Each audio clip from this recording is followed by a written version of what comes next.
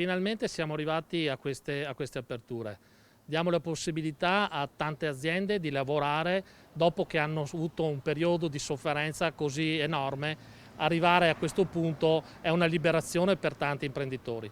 L'Italia riapre e il Veneto festeggia. Una liberazione. Gianluca Cavion, presidente di Confartigianato Vicenza, sorride ma non dimentica gli appelli ripetuti per ottenere un allentamento delle clausure che hanno messo in ginocchio interi settori economici. Avevamo fatto tantissime proposte per scaglionare ancora prima di questo momento.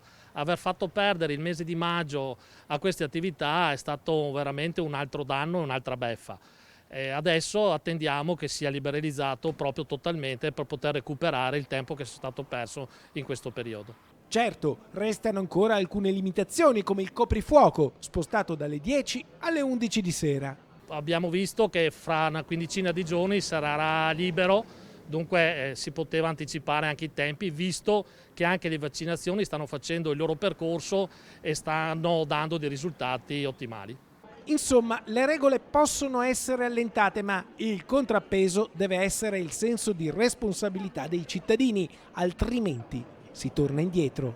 Attenzione, questo non vuol dire liberi tutti, ma dobbiamo essere rispettosi della normativa ancora vigente e soprattutto aiutare gli imprenditori e i ristoratori nel rispettare quelle che sono le normative. Non vorrei che se facciamo i furbetti poi si richiude tutto e mettiamo in difficoltà sia gli imprenditori ma anche noi cittadini, che ci preclude la possibilità di uscire.